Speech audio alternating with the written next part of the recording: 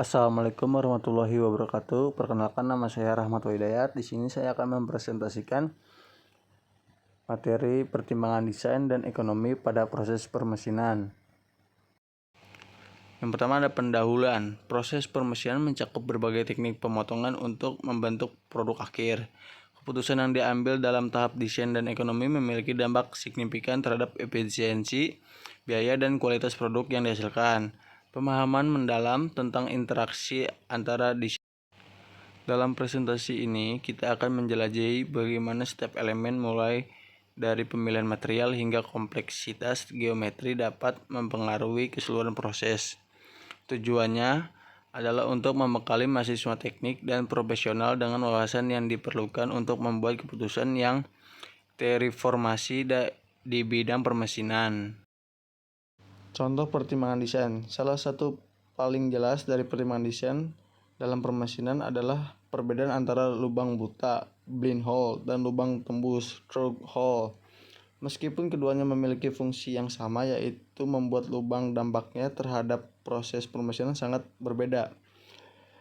Memilih lubang tembus jika memungkinkan dapat menghemat waktu dan biaya secara signifikan, yang merupakan inti dari desain untuk manufaktur. Lubang tembus lebih cepat diproses karena pahat dapat langsung menembus material tanpa perlu berhenti dan membersihkan serpihan. Tidak ada masalah dengan akumulasi chip di bagian bawah lubang yang tidak terjadi pada lubang buta. Lubang buta memerlukan kontrol kedalaman yang sangat presisi dan seringkali membutuhkan pengeboran terhadap atau penggunaan alat khusus untuk membersihkan serpihan. Ini meningkatkan waktu siklus dan potensi kerusakan alat. Selanjutnya ada pertimbangan ekonomi. Tujuan dari pertimbangan ekonomi dalam permesinan adalah untuk menurunkan biaya produksi tanpa mengorbankan kualitas produk. Ini melibatkan analisis cermat terhadap setiap aspek operasional yang berkontribusi pada total pengeluaran. Dengan mengoptimalkan proses, memilih teknologi yang tepat, dan menghindari pemborosan, perusahaan dapat meningkatkan probabilitas dan daya saing yang di pasar. Ini bukan hanya tentang memotong biaya, tetapi tentang mencapai efisiensi maksimal. Selanjutnya ada faktor biaya dalam permesinan. Memahami faktor-faktor biaya yang terlibat dalam permesinan adalah kunci untuk mengelola anggaran produksi secara efektif. Setiap elemen, mulai dari investasi awal pada mesin hingga biaya operasional harian, berkontribusi pada total biaya produk. Contohnya biaya alat potong atau tooling, harga alat potong, frekuensi penggantian, dan biaya pemeliharaan atau penggilingan ulang alat. Selanjutnya ada trade-off desain dan biaya. Dalam dunia manufaktur, seringkali ada trade-off yang harus dibuat antara kompleksitas desain dan biaya produksi. Idealnya, setiap produk harus memahami persyaratan fungsional dengan biaya seminimal mungkin. Namun, mencapai keseimbangan ini membutuhkan pertimbangan yang cermat. Yang pertama ada desain A, bentuk kompleks. Desain ini memiliki bentuk yang sangat rumit dan membutuhkan presisi tinggi. Meskipun mungkin menawarkan kinerja superior, antara estetika dan biaya produksi akan jauh lebih tinggi karena memerlukan waktu permesinan yang lebih lama, alat khusus, dan kontrol kualitas yang lebih ketat.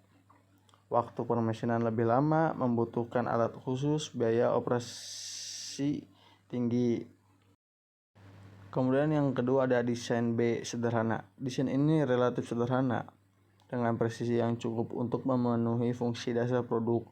Bentuk standar dan toleransi yang lebih longgar memungkinkan produk yang lebih cepat dan efisien, menghasilkan biaya yang jauh lebih rendah tanpa mengorbankan fungsional esensial.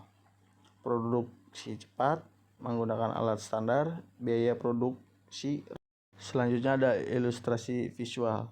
Ilustrasi ini menunjukkan dua komponen dengan kompleksitas desain yang berbeda, mencerminkan dilema antara desain A dan desain B. Komponen di sebelah kiri kemungkinan besar adalah representasi dari desain A dengan detail yang rumit, banyak karva dan mungkin fitur-fitur yang menentukan presisi tinggi. Ini akan memerlukan pemrograman CNC yang kompleks, siklus permesinan yang panjang, dan mungkin beberapa stub alat. Sebaiknya komponen di sebelah kanan menunjukkan sederhanaan desain, mungkin dengan bentuk geometris yang lebih dasar, sudut yang lebih mudah diproses, dan fitur minim. Ini akan meminimalkan waktu permesinan, mengurangi jumlah penggantian alat, dan secara signifikan, menurutnya, biaya produksi per unit. Kesimpulannya, dalam proses permesinan, pertimbangan desain dan ekonomi harus dilakukan sejak tahap awal perencanaan produk.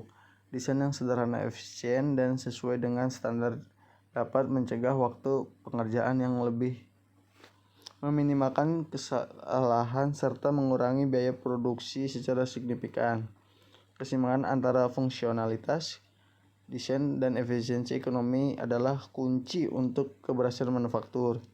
Dengan mengintegrasikan prinsip-prinsip DFM (Design for Manufacturability) dan analisis biaya, perusahaan dapat menghasilkan produk berkualitas tinggi dengan profitabilitas maksimal.